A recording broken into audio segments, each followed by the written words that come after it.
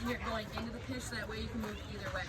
You know, so that way, and then you're moving. I did like that you guys were backing up erasers and stuff on every pitch. Like, that's something that I just appreciate. Those are the little things, because at one time it goes over the pitcher's head, or that one time it's a bad throw. Like, you're gonna be there, so it's just appreciating, you know. Yeah, just 3 steps. Yeah, I sure appreciate that a lot. One thing I did notice is you guys are aggressive on the base pass. It's not English. Base pass, but you guys can be more aggressive. There's times when the ball's overthrown. The fielder is going to get it 20 feet away from the bat. She might be in front of you, but she's not feeding you to that bat. You have an opportunity there to advance your team and advance your runnings and put you into a possible scoring position. And then pitchers, try to stay tall. Some of you guys are like this and bowling, and that's why a lot of stuff goes down. And then some of you are coming out with your hip closed, and that's why a lot of it's tailing in like a screw. There was 2 of you that had a screwball spin.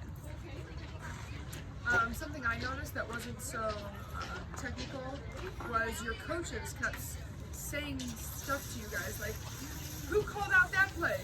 Who said got it on that? Who said that the ball was up in the air? And every time it was only like 1, 2 of you doing that. The coaches shouldn't have to be doing that for you guys, ever, okay? We're old enough now. I tell my girls all the time, if you drove to practice, you can communicate with your teammates. You drove to practice, you got this, okay? Stuff like that. But no, there were a lot of times where I heard your coaches in the dugout calling out good things that you guys should be doing involuntarily. So I would say there's some communication pieces that you guys could be working on. Because I know as a pitcher, if I'm going for a ball and someone starts yelling, Megan, Megan, Megan, I know immediately, like, oh, that's Megan's. I'm out of there. I'm out of there. And it makes me feel more confident that everyone else is so confident that Megan's going to get it. Or if I throw a good pitch and I turn around, everybody's like, great pitch, great pitch. I'm like, yeah, it was, wasn't it? Yeah, that helps. It makes me want to keep pitching for you guys because you guys are backing me up verbally and not just physically. You know what I'm saying? So you're a pitcher? I am, yes. Would the girls be able to see you throw a couple? I think that's right now. If you're willing. I mean, please continue talking, but you know, I'm sure the girls would love to see, you know, some professionalism. I'm a lefty. Is that okay? We'll allow it. Okay. All right. Thank you. Thank you. She's a righty. If you want to see some of that too. Oh, okay. Sorry, I didn't pick up on that one. Yeah. Do we have any? We complement each other very well during a game. Okay. Do we have any more questions? Before the demonstration. We have school too. How did you get seen by college coaches? Like, what did you do? A lot of exposure camps. If you specifically want to go to that person's school, I say find a camp that they're hosting, email them directly, and then that'll get them their attention saying, I'm interested, I'm not just showing up to your camp and putting you on a list of hundreds of schools that I'm emailing. Before, after, about them at the camp. Like, I went to a lot of showcase camps as well, like Blue Chip and stuff like that. That helps. How do you find out about those? They're out honestly, there. my coaches hooked me up with that, but I know Blue Chip is a really good camp. That's where a lot of college coaches go. Honestly, they're not very hard to find. I'm from the Upper Peninsula, and I would drive 7, 8 hours for a camp. I would drive to Missouri for a camp. I would drive 6 hours for practice. If you look at college plus softball camp, Everything yeah, costs. things will show up. Our coach, mine and Chelsea's coach, had a lot of problems with because of COVID. A lot of girls are just hitting up coaches on Twitter, like, here's my highlight reel and tagging the coach. They hate that. They want to be contacted directly. They want to be called, invited to stuff. Weird. They don't need it, but if you're tagging Oklahoma's coach and Michigan's coach and then Oakland's coach, you're like, this girl does not have her priorities straight. Right. She has no idea what she wants to do. Just a plug, we have a camp coming up on the 28th. Dude, I won't be there because I'll be in Florida.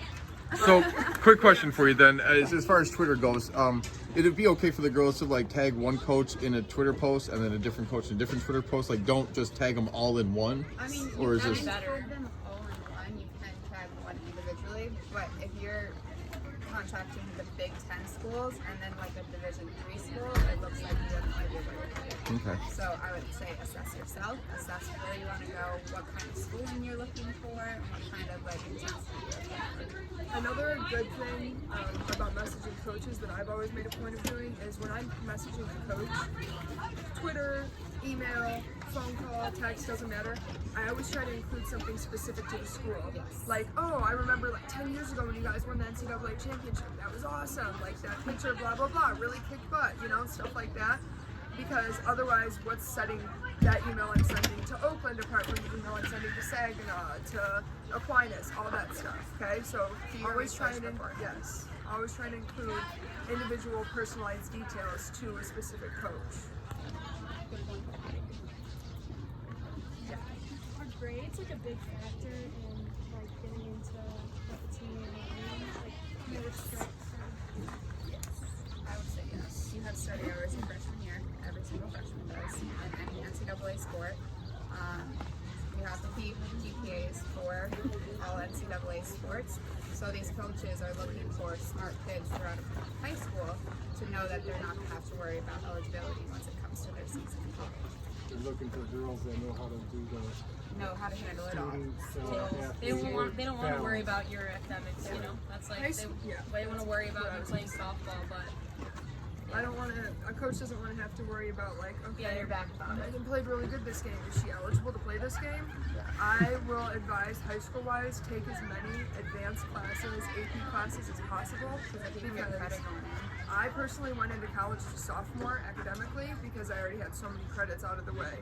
And taking those harder classes made me way more prepared for college. College was so much easier and more bearable for me because I just walked in there and I was like, well, I've been taking all these advanced placement classes prepping me for this type of rigor all this time. So I definitely advise that. It's a little extra work, but it is worth it for your GPA, worth it for college prep. Also, give her a round of applause. She finished college today. Oh, congratulations! Thank you. Now it's full-time softball coaching now, right? Hate losing too much. I go bald. any more